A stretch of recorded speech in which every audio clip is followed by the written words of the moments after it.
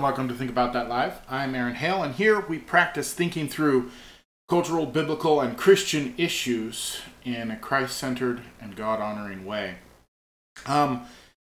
Today's talk will be a little bit short because I have quite a ton of homework to get to. I got paper that must be completed by tomorrow because it's the last week of my systematic theology course, and if I get in, I put myself in a position where I'm under a little bit of pressure because I got to do well on this paper in order to maintain my GPA.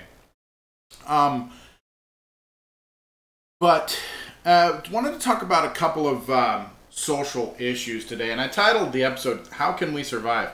And you know, truth is being a little bit dramatic, I know, and I did it for a reason because there's so much confusion today in the United States among Christians, you know, and that's what this show is targeted. That's where we're at here. That's why we're here. We're talking about Christian thinking, Christian doing, how should Christians respond? I think things like what's going on with the Kavanaugh hearings, and if I mispronounce names, I apologize in advance, is a great chance for Christians to think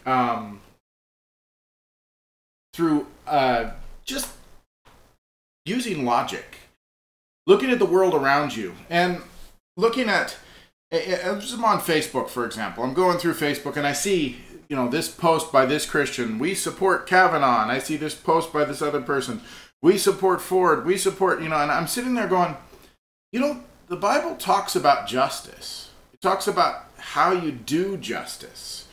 It talks about how justice should be applied, you know, and it says you can't accuse anybody without establishing witnesses. You know, and I've mentioned this before. In today's day and age, we have the ability to have non-human witnesses like cameras and DNA evidence and things like that. But it's the principle of having a witness to the event. And I'll just come right out and say it to start with. Christians, come on. You don't have any witnesses. You have no business going, well, I support this person or I support that person. Your job is to support kingdom truth. Your job is to support the truth. You know, it's not your job to come to a judgment on it. And when we look at the holiness code in Leviticus, for example, and the instructions it gives for bringing a charge to the judges, it says that you have to establish the matter in the mouth of 2 or 3 witnesses. All right, so if you're going to bring a charge against somebody, you have to bring evidence to support it. And in America, we have this, you know, God-given freedom that we're supposed to be innocent until proven guilty. And that means both the parties have to be innocent until proven guilty. We have to assume innocence on the accuser's part, that they're accusing honestly. We have to assume innocence on the defendee's part, that when they claim innocence, until the matter is established. So Christians, come on. We need to direct and handle the truth here. We need to be worried about what actually happened and not making the judgments ourselves, but being, you know, being set in a way that we say, let's establish the truth. That should be what a Christian says. Let's have the judges, let's have the people that are responsible for this, let's have the appropriate committees review the evidence and come to what actually happened. You know, and I see so many conflicting views on the internet. You know, this person said that and that person said this. The very same, literally on the same page as I scrolled through Facebook today, I saw an article from one news source that said, this witness doesn't support Miss Ford. And then the very same witness, according to the next article, was in full support of Miss Ford. What are you going to do with that as a Christian? You thought through how you're going to handle that. You can jump on a bandwagon as a Christian, just throw truth out the window, or you can step back and do what is harder, which is right, and say, let's establish the truth. Now, why is that important? Why is it important for society, for life, that we do that? Because we can't operate in a world where it's direct opinion. Now, there's a website called Babylon Bee, and I follow them on their Facebook. You'll see me post on Facebook every once in a while some of their satire articles, and they had an article, and it's satire, and it was a picture of a Twitter poll, and it said guilty or not, and a yes or no, and and the gist of the article was that the Senate Hearing Committee had created a Twitter poll to find out whether Kavanaugh was guilty or not. And while that's humorous satire, there's such a truth going on behind it. Because both sides in this party, both people who call themselves Christians, are jumping on on Twitter and on Facebook, sharing all sorts of things that they have no way of knowing whether are true or not. They don't care about the truth. They care about furthering their own political opinion. And brothers and sisters, quite simply, we can't do that. That's just simply not in the Bible. In the Old Testament, we had to establish it in the mouth of 2 or 3 witnesses. Well, that translates on into what Jesus said. He said, if you got something against somebody, you go try to settle it with them. If you can't settle it, what do? You get 2 or 3 witnesses. Eventually, you get the whole church, and you deal with it. There's a due process, an order that every American has the right to. And because of political silliness, Miss Ford and Mr. Kavanaugh have been denied that by people who call themselves Christians, by people who call themselves supporters of justice. Now, what does that cost when we participate in that? What we do as Christians, when we participate in that, we legitimize false accusation. We take our authority as ambassadors. God made us. He said, go and preach and teach and make disciples and further my kingdom. That's our job. We take that authority that we've been given and we turn it into slander. So we take our God-given authority to do things right, and we use it for what? So what does that cost? Well, when we start doing that, the other side starts doing it as well. And I've seen many articles, again on Facebook, pictures posted by some people who know how to think.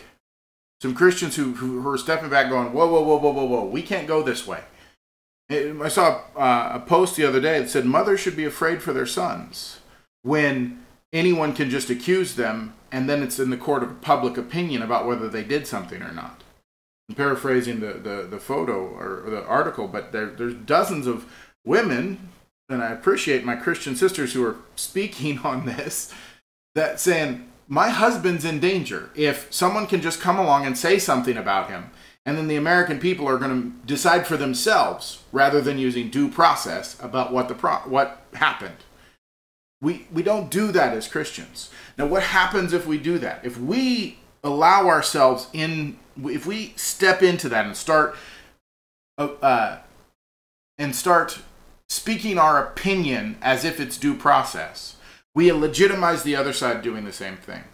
And what we've just done is eliminate the possibility of justice in our society over certain issues. And this goes all the way to the top. It goes all the way to our postmodern, the postmodern thinking coming into our society. Well, my opinion is good as yours. Well, notice that my presupposition here as I'm talking has been built on the fact that there is a truth to this story. It either happened or it didn't. This story that is happening and unfolding before us in Congress, and this accusation against this Supreme Court nominee, is a perfect example for Christians to be able to step out and speak against the postmodern, post-truth, post-Christian way our culture is going. We can say, it matters what the truth is. Look at this situation, and you know it does. It matters what the truth is. But when we engage in posting our opinion on Facebook as if it's some sort of valid due process, we buy into the maybe not buy into, I won't go that far, but I'll say we enable all the forces that want to speak against truth. This flows out into everything. We have a community of people in the United States, in the world, who are really have convinced themselves in their own mind that they get to pick their gender. If we are willing to just jump on a politically charged argument like this with our own opinion, we cut off our ability to minister to those people, to step into their lives and say, there is such a thing as truth. God created you a certain way. But when we jump on a political bandwagon and just throw justice over our shoulder, what have we done? We've removed our ability to speak into anything. We've removed our credibility. When Peter visits Paul, and you can find this in the book of Galatians, Peter visits Paul, and they're having dinner with Gentiles. They're eating things that Jews wouldn't normally eat, but it's Peter. He was in Acts 10. He had the vision from God about the sheep coming down, and he can kill and he can eat. And that vision told him it's okay to eat with Gentiles. He's doing things, and then what happens? The Jews show up. And Peter separates himself from the Gentiles, starts going away from what he was just doing a moment ago, so far so that other people start following him away. And Paul calls him out on that. Why does Paul call him out?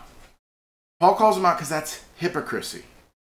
When we as Christians claim to follow a just Christ, when we claim to be renewed in our minds by salvation, when we claim to study the Word of God, and it tells us how to act justly, and then we don't do that, what have we just done? We did exactly what Peter did.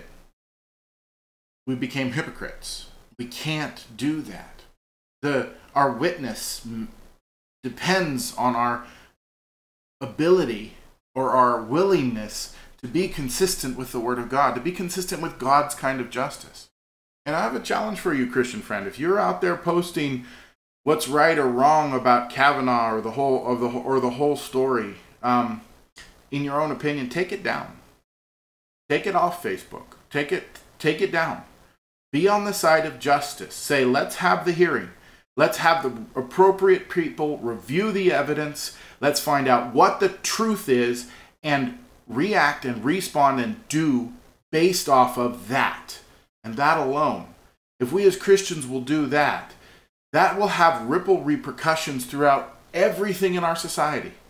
It's because Christians have jumped on the political bandwagon over and over and over and over again, and have been more about getting the people elected or the people moved in that will get their agenda advanced, and less about being about truth. In other words, we've started to fight the forces that are against truth in our culture with the same methods that they use. That's not what Jesus did. Jesus told Peter, put away your sword. Preach the gospel. Jesus told the angels, no, I'm going to go to the cross. He fought his war absolutely differently than the world does. We cannot succeed if we get away from the simple biblical understanding of what justice is. And you as a Christian, every single one of us are responsible for knowing what that is.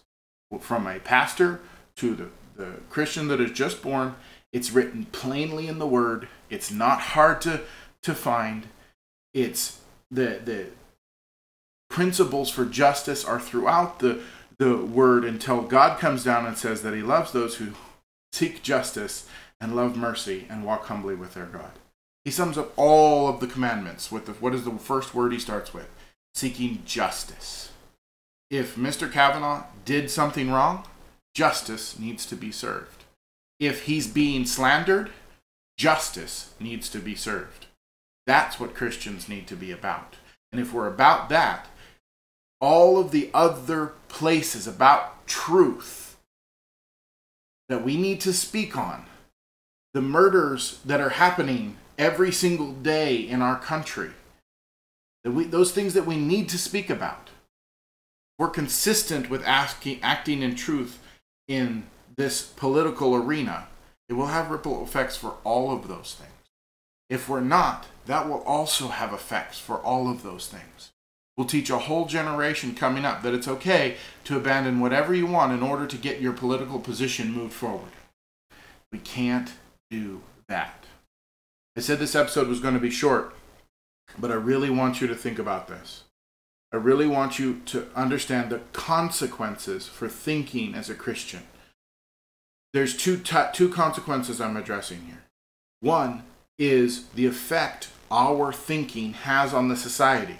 In other words, when we act consistently biblically, the effect that has across the society. When we act in a way that's not consistently biblical, the effect that has on the society.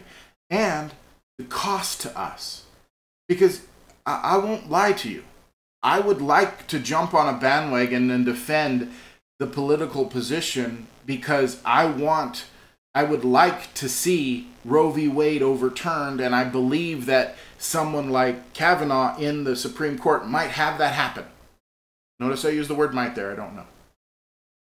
There's some personal want there. But that personal want is secondary to justice. That's what it costs to be a Christian thinker. Your opinion must be secondary to what the Word of God says. It is sola scriptura, or it's not Christian. With that said, think about that. Have a good day.